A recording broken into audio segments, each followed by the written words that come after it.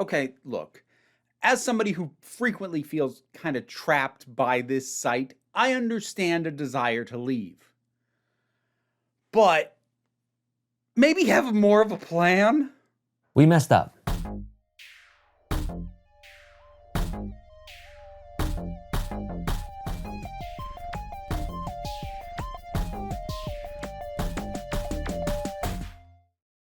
So add this to the pile of stuff that I heard about, didn't think I'd talk about, thought about more, then realized, crap, I do have stuff to say about this. And actually, in a way, this is almost going to be kind of a prelude to a video that's going to be coming out next month that I've been working on for a little bit, talking about the financial reality of trying to do YouTube as a living. Now, that video will not immediately follow this one. That's not going to be next week's video because I've got other stuff that kind of needs to land at certain times to make any sense and be even vaguely relevant, but that will come out next month. So this felt even more relevant for me to talk about because I'm like, a lot of this is already on my mind, and I can kind of tee you up with some of the stuff I'm going to be talking about next month, as well as potentially in that video reference this one as well. So for those who aren't aware, there is a YouTube channel called Watcher. It is run by a number of guys, and it has been pretty successful. And they made a rather unexpected announcement that they were leaving YouTube to start their own subscription service. Our very own independent streaming service, Watcher.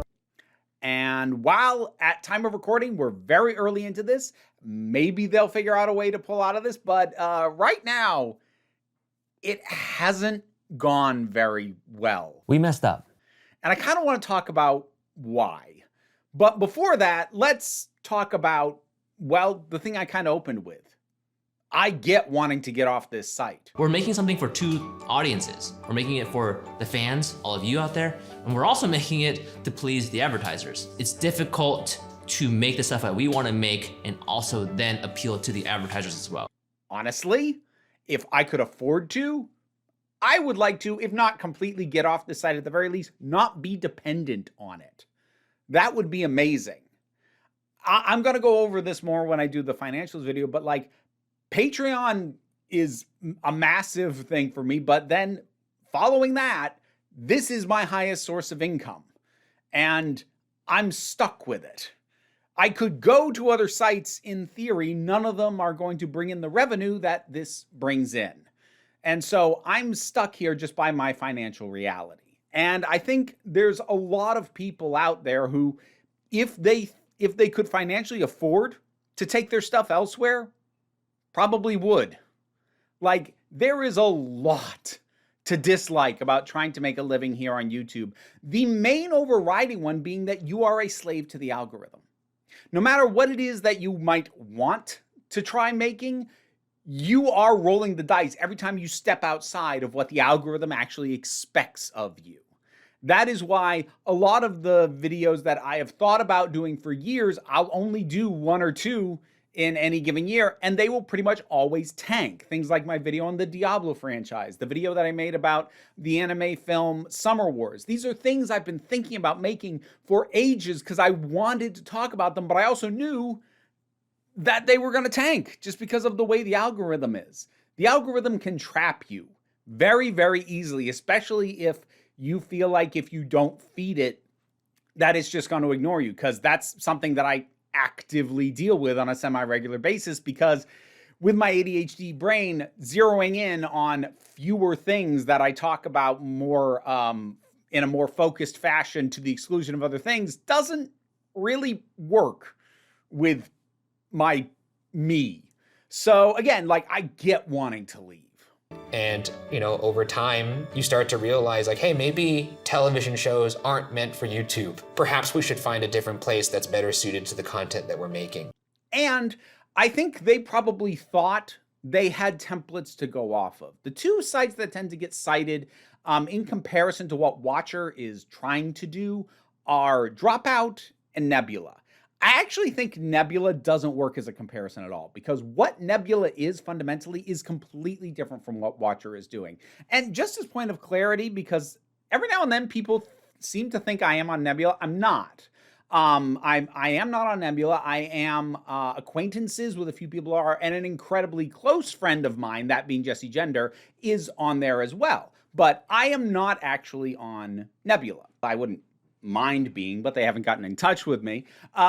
I do have some understanding of its general workings, but it's not like I've got pure insider knowledge, because obviously I'm not part of that format. But what they have done is they created a space to attract a certain type of creator, primarily off of YouTube, to make additional stuff with them, or make, maybe even just extended videos, some exclusive stuff over there. But they went out and cultivated all these different creators. Nebula isn't focused on one sole group of creators. It actually is continuing to expand and bring in more as it goes along. So that doesn't really match what they're doing at all. So that comparison, I don't think, really makes a lot of sense. Comparing it to Dropout, however, does make a lot of sense. Quick rundown on that. Dropout, formerly College Humor, was one of the early massive successes on this platform. Is today tomorrow New Zealand? Yes.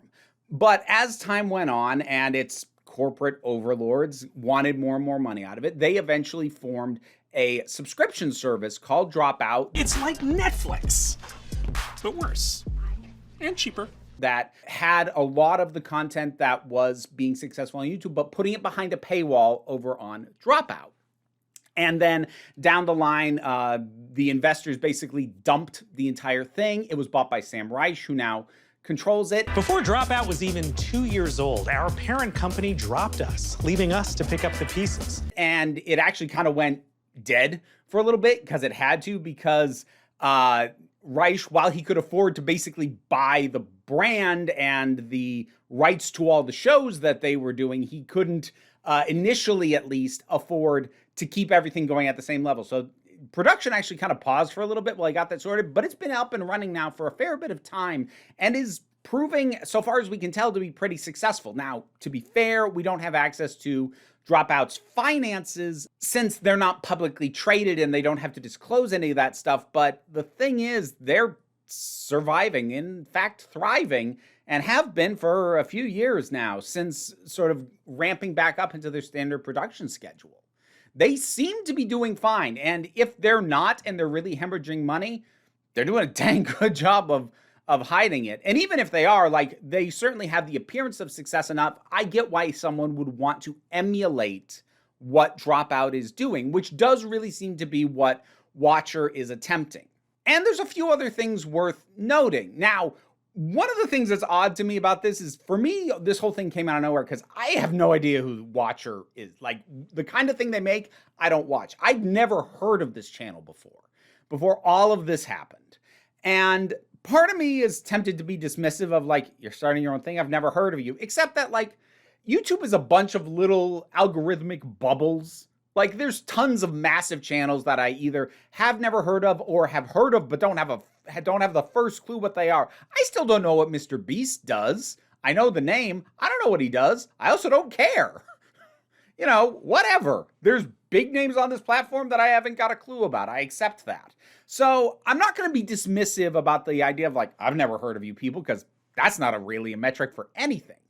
What I am going to do, though, is make another comparison to sort of show that their idea of what they were going to do was not inherently flawed, at least on some levels. So if you were to compare Watcher to Dropout, your first temptation might be to go, well, Watcher has 2.84 million subscribers. Dropout has 14.8. Why would Watcher think that they could pull off what Dropout did? That's not really a fair metric, though, because Dropout, if you take into account the times when it was branded as College Humor, because it's all the same channel, has been around for more than 4 times as long as Watcher has. So yeah, they were going to have a bigger potential audience. And it's also worth pointing out, Dropout's biggest successes when they were College Humor are from 10 plus years ago. No backless hoodies, no collarbone cardigans, toeless boots, pelvis high skirts, tube tops, tops made out of tubing. They had their biggest successes when YouTube was smaller, frankly, and there was less competition for the kinds of things that they did. So I think a more fair metric is to look at what Dropout has done in the last 4 years, because that's how long Watcher has been around as a channel. And I'm not going to compare the style of content because I don't really think that's relevant. But what I'll say is that if we go by that metric, the highest performing video that Dropout has had in the last 4 years came in around 10 million views. The highest performing that Watcher has had in the last 4 years came in a bit over 8. And looking through, like, within that same 4-year time span, the next most well-performing videos, that kind of sorted the pattern, which was that Dropout's videos did a little better than Watcher's, but not by so much that you would say Watcher can't think that they could replicate what Dropout did with its own outside service, at least going by viewer numbers. What a weird, wonderful idea. What a weird, wonderful idea that would be. So I get why they thought they could go, hey, we are going to move to a subscription platform. If you want to see our stuff, come over there. Because they could point to Dropout and go, somebody else did it. And again, I respect the desire to do it. They messed up in a couple of really important ways, though. Here's the first one. And this was actually pointed out by Scott Nicewander of NerdSync. He pointed this out, I think, on both TikTok and on Twitter. He tried to do it as a short, but he couldn't trim his thoughts down to 60 seconds. But he pointed out the fact that one of Dropout's big features, especially after Sam Reich took ownership of the thing, was transparency, being very, very upfront with the status of the business. And while, as I said before, not sharing the raw financial information, but being very upfront of like, we have to close these things down because we need time to rebuild stuff. It's going to take a little while. And that transparency, that openness works really well in terms of making your audience feel like they are not being taken for granted. Whereas Watcher, despite the fact that they apparently have, they not only have a Patreon, but they had a Patreon exclusive live stream. So the only people who would have seen this live stream were their Patreon supporters. And like the day or so before this video, the first video dropped of them saying they're leaving YouTube, they never mentioned it at all to their patrons. It was never a thing that they were talking about. They weren't like, get ready, something exciting is gonna happen. They were totally shut up. And those are the people who are already giving you money. That is a real good way to make your audience feel taken for granted. It's hard to read that too many ways besides the people behind Watcher going, oh, they'll follow us. It'll be fine. Never assume your audience will follow you in a major platform change. I mean, to bring back Nebula again, there's a reason why nearly everybody who's on Nebula is also on YouTube still. Like, they built their audiences here and they're still here.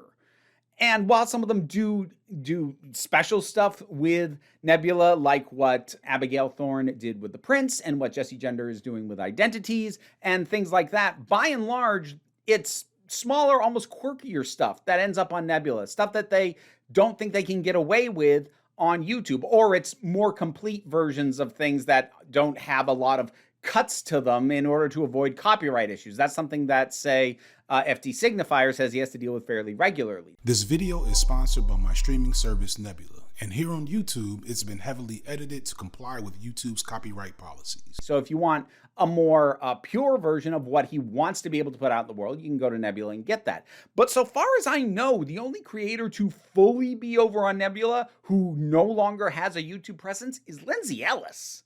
She's the only one. Everybody else is still here. They didn't abandon the platform completely. Yes, she did technically put something up a few months ago, but that is literally nothing but the first part of a larger Nebula video and exists for no reason other than to promote the work that she's doing on Nebula. So I wouldn't count that as a return to YouTube. I would say that is using YouTube as a promotional tool. More to the point, Lindsay is kind of an odd one out. Again, I can't speak to her financials. I have absolutely no idea. But she is at this point also a successful author. And depending on what kind of deals she was able to get for that, that might have made it more viable for her to not have to come back onto YouTube.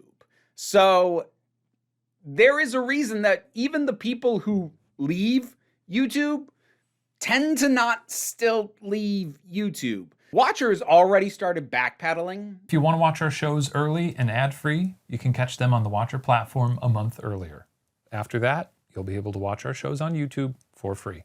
I think it's very obvious that that is a Band-Aid. I mean, they basically admitted as much. We've been reading the things you've been saying, and we're sorry for the way we handled this, as well as the way we communicated it. We understand where you're coming from, and we're making immediate changes. Like, honestly, dudes, you should have asked your audience. Maybe not the YouTube audience, to be completely honest, because it's just such a wild west out here. Who knows? You know, you could have easily gotten a ton of troll comments if somebody decided to make an issue out of it. But, like, your Patreon supporters, ask them. And, like, I understand also thinking that, like, I understand my financials and what I want to accomplish more than my audience does. And I don't want to totally be beholden to what they think I should do. They're not running the business. I am. I get that. But if you're thinking about a major shift, it's probably a good idea to, at the bare minimum, check in with them and make sure they're gonna follow you. I've done that. Not here, not on Patreon, on a certain spicy site that I'm also on that I don't feel like naming in this particular video, but I have done over the years 2 price increases on that site. The first one having to do with looking at the amount of time I was putting into it and what the returns I was getting and going, okay, I need to either raise the price or I need to cut back on how often I'm updating this thing. And when I put the poll out to the people who were following me there at that point, the message was very clear. They would rather I maintain the pace at which I was creating stuff for that site and pay more for it rather than have me dial it back. I was willing to do either one. I gave them a voice, and that steered it in a direction. And when I did another price increase, when the Scoville level on the spice went up, I again checked in with them to be sure that the people who had been there and stuck with me were not going to all just run. We're not going to go, oh, okay, well, this is the straw that broke the camel's back. And again, I got by and large a stamp of approval, at least from the vast majority of people who were supporting me that way. It's not a bad idea. In fact, I would highly encourage it. If you're looking at that big a shift, check in with the people on whom you are dependent. Like, much in the same way, you don't massively pivot a business until you touch base with the investors. Within this format, your Patreon supporters are your investors, and to a lesser extent, your YouTube subscribers. But these are the people who you are able to do what you do because of them.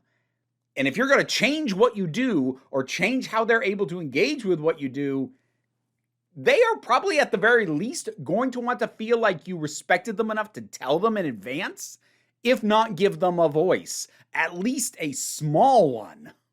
And the other thing is, given that their initial announcement was, we are leaving YouTube. If this is my last time on YouTube, then baby, what a life I've lived here on this platform. They really did not pay as much attention to what Dropout did as they think they did. Because Dropout, while pretty much all of their stuff is now on the streaming service, Dropout, they do still put stuff up on their main channel. Now, some of it's trailers for, new seasons of stuff going up on the streaming service. Some of it is clips, highlights, moments that make you go, oh, I kind of want to see more of that, but it's on that service.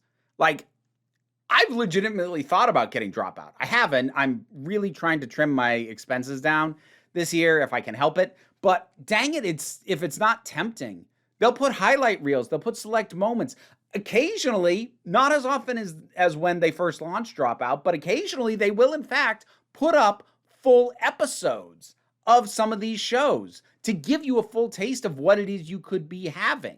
And they also haven't been jackasses about copyright, because there are so many channels out there uploading their own like little snippets, little compilations of great moments, not uploading whole episodes. I'm pretty sure that would be stopped. But Dropout has been pretty liberal with letting people, put up, oh, here's my favorite moment from this latest episode of Game Changer, of Make Some Noise, of Dimension 20. And they seem to recognize that that basically serves as free marketing for their service. Watcher, at least as they presented it, really seemed to think they could just abandon YouTube altogether. Whether you like it or not. That's fair. No, dudes. That's not going to work. Like, this is still a massive platform. This should have been at least part of their marketing strategy, if nothing else. And I don't think, well, I think one of two things are going to happen. And it's a little early to tell, and things might change between when I shoot this and when it goes up. But at least as of their most recent, video sort of backpedaling on some of this, saying, oh, a month later it'll come up here, I think most people will just wait a month. Is what you make so unique that people can't get it somewhere else? I mean, again, I don't really know. I don't know their content.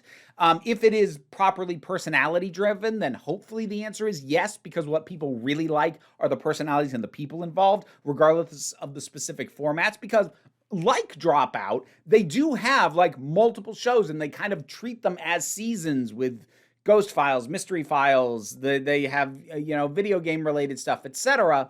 So like they certainly had shows that if they have built a similar kind of audience really invested in these personalities, they might have had the building blocks to make this work, but they just did it.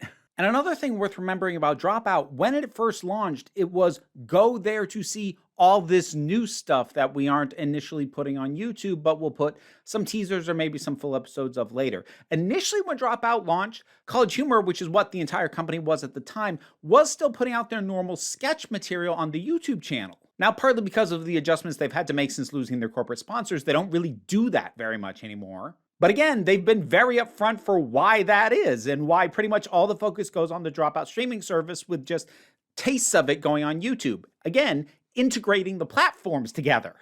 Like, honestly, sincerely, if Dropout said, hey, a month after stuff goes up, it goes up on the channel, all of it, I would never consider getting Dropout, the subscription service. Not because I don't think they deserve support, because again, I'm just really trying to trim down things, but that would be a much easier call for me because I'll just wait. The price of admission is either upfront cost or wait a month. I'll wait. It's fine. It's the same reason that I will never pick up YouTube Premium. I'll sit through the ad breaks. It's fine. I'll manage. And I think that's what a lot of people will do. They very clearly didn't take as many notes off of Dropout as they really should have to understand, the clipping, the small moments, and finding a way to synergize. Still putting stuff out on YouTube that isn't the complete thing so that you tempt people over to where you're doing other stuff. And I've done this myself in much smaller scales. I've leveraged YouTube to do Kickstarters twice now, and thankfully successfully both times. And I'll probably have to do it again next time I want to self-publish a book, because there's a lot of expenses wrapped up in that. But the thing that needs to be understood is that you can't leverage a platform if you just abandon it. Their announcement, again, just says nothing so much as, we just assume you'll follow us. We want to keep the price low enough where anybody and everybody is able to afford it. 3 days later. We also want to deeply apologize for our ignorance around the impact of the cost. We regret stating and implying that it's a price that anybody can afford, and we fully acknowledge that it is not. That's not leveraging your platform. That's not leveraging your audience. That's taking your audience for granted. That's assuming they'll just follow you because it's you. It's really tricky on this site. Like, it's worth noting that for most YouTubers, not all, but most, the number of views they get on even their successful videos doesn't match how many subscribers they have. Now, like, you start getting into the really high-end stuff, and yes, it can. Some actually will reliably even exceed the number of subscribers they have. Although, usually by that point, you're dealing with people who are putting stuff out. You're either dealing with a content mill, or you're dealing with people who put a lot of work into fewer things. But for the most part, you can't assume that your subscriber base is going to, all of them are going to watch everything you put out. For most of us, that isn't how it works. And if they had a good enough run where that was how it was panning out for them, they really didn't understand how blessed they were to be in such a situation as that. We hope you'll be patient with us through these mistakes, and we remain incredibly sorry that they were made in the first place. So what's the big takeaway from this? I mean, ultimately, transparency and don't take your audience for granted. I wouldn't be surprised if they have to either refine their latest backpedal if they realize that people are just going to wait a month for their stuff. I don't know if it'll just be a matter of they're going to do that and then give up on the streaming service in, I don't know, 6 months, year max. I also think, I don't know if they understand that Dropout, while it is now independent, when it was built initially, when it was formed and when there were the highest expenses involved to get everything started, they had corporate backing. Now, they had to pause their production when they lost that corporate backing to pick up the pieces and ramp things back up again. But their initial startup, their formation of things, they had extra help to do that. I don't know if these guys have business investors. Again, I have no way of knowing the financial specifics of any of these people, but starting up a streaming service, that's not a minor expense. That's actually a pretty major one, depending on how you build it. So they had the potential of greatly increasing their overhead for what it was going to cost them to make what they make, even without changing their production style of the videos. And did they just assume that anywhere from 2 to 8 million people who watch their better viewed stuff would just all go, yeah, I'll pay that subscription fee? Because granted, if all of them would, yeah, they'd probably be set. But is that really what you thought was going to happen? A very common issue with things done by either individual YouTubers or small teams is a failure to have a contingency plan. They frequently don't seem to have a plan for what to do if something doesn't work. Because it's very easy to get very ambitious, especially if you're on a winning streak, to think, okay, what'll we do next? What'll be the thing we do next that'll be even more successful? Don't assume it'll be more successful. Have a plan for what to do if it fails, especially if it's a major business pivot.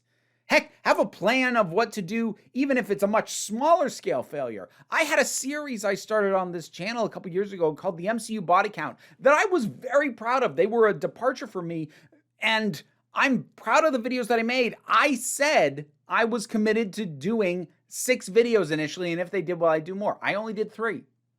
And it's only ever going to be the 3 because they were a ton of work and just weren't getting the views. I thought I could commit to doing 6, but then I had to go, nope. And granted, the contingency was just, well, stop doing that series. You might think that's not much of a contingency. Well, for somebody who gets kind of down on themselves when they don't follow through on something that they said they do, it actually admitting to myself that I could just not do the others was kind of a big thing for me. But, even setting that aside, just knowing that I can walk away from this and it's not going to be a problem. It's actually going to be to my benefit to walk away from this. And it's going to look like exactly what it is. I tried to do a sub-series with a limited run and it wasn't successful enough. I didn't pivot my whole business to do it. It's just a smaller scale thing, but I still knew and eventually accepted at least, I can just stop. Even if that's what your contingency plan is, that's still something. Knowing that you can stop the thing that you said you're going to do. Whereas this, everything about this screams that they had no backup. They didn't have an answer to the question, what if people don't want what we're offering? That's the hope at least. But either way, it's been fun. Thanks, guys. Thank you. You need to know what you're going to do if people don't want what you're trying to sell them. You either need to have a plan to sell something else, already have other backups so that if this thing fails, you're okay. Maybe you're not doing as well, but you're still okay. Or you need to be able to just go back to the way it was. The thing is, if this fails, that's going to cast a cloud over this thing forever. They've proven that they take their audience for granted. And I think that's going to bite them in the butt, whether this succeeds or not. And I don't think it will.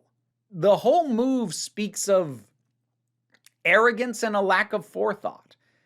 It feels like there was nobody in the room asking the question, okay, but what if it doesn't work?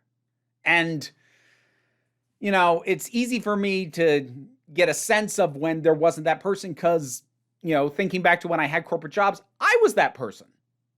And my bosses hated me for that reason. But I was the person who went like, okay, I understand what you're saying we are trying to accomplish, but here are the problems. Here's what might not work. And what are we going to do if it doesn't?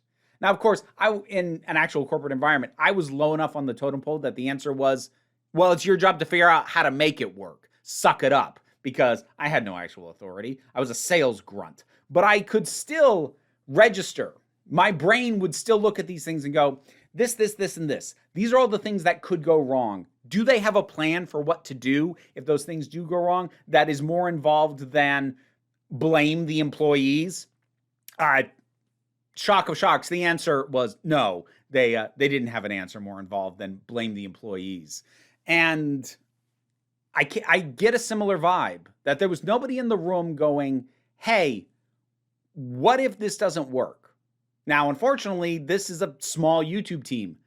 They don't really have employees to blame. They only have themselves. I don't think they ever took into consideration what it would mean if this didn't go over well, which is why their backpedal feels panicked. It feels very, oh crap, we didn't account for this. Yeah, I can tell you didn't. So what are you going to do now? And whatever you do, it's going to be a long time before you can undo the damage of having botched this initial announcement, if that's even possible. You've tipped your hand. It's like when various corporations introduce new fees or price hikes or start charging for one thing or another that they didn't used to, and then there's such a backlash they have to backpedal from it. Like, okay, some people might forgive you for that, but for anyone paying attention, they're going to go, okay, but you've tipped your hand for what you want to do. You've tipped your hand for how you view your customer base, or in the case of a YouTube channel, your audience. And if you've tipped your hand that you take them for granted, or you think that they are just a mass ATM for you to take out cash from, I would say that's something that's going to hang over you for a while. Now, is this going to see a massive drop in support? I don't know. Maybe, maybe not. I think the general impression I'm getting is a lot of their supporters are kind of in a wait and see mode, but nobody seems enthused. And again, it just seems like they didn't count on that. So the big takeaway, be upfront with your audience, particularly your financially invested audience, and have a plan for if it doesn't work. Because, wow, does it really seem like a lot of people don't have a backup plan at all. And it doesn't even occur to them that they need one. Latest bit of YouTube nonsense. Watcher trying to go independent of YouTube, which again, on premise, I respect. But, boy, did they show all kinds of pitfalls that I hope anybody else who tries to do the same thing will see in future and either figure out a way to avoid or realize, oh, I would fall into those same ones. Maybe I won't. What are your thoughts on all this? Whatever they are, drop something down in the comments. Let's talk about it. Be polite. Like, I don't know a lot about these guys. I don't know if there's any controversy around them aside from this. There's a reason I didn't bring up anything like that. I don't know. And for my purposes, it doesn't matter. So no personal attacks. Be polite. But drop your thoughts down in the comments. Let's talk about it. Patreon pays the bills. And I try and be as upfront with my Patreon supporters as I can. Start of every month, I put out the docket for what I plan to do that month. And also note at the very top of it, subject to change, because guess what? This video wasn't on the docket because I didn't know this was going to happen. But you can support me there, and there are perks, including being able to see the docket that you get at literally every level of support. But even if you can't help me out that way, there's links to other things I do down in the description. No, you will not find the spicy site there. It's not that hard to find. Just search a little bit. Figure it out. But, you know, even aside from that, like, share, subscribe, those help me out as well. But what I really want you to remember, no matter whose audience you are, whether you're mine, your watchers, your dropouts, your anybody's, you are beautiful. You are valid. You are loved. You are the council. I'm just running the meetings. So until next time, this council is adjourned.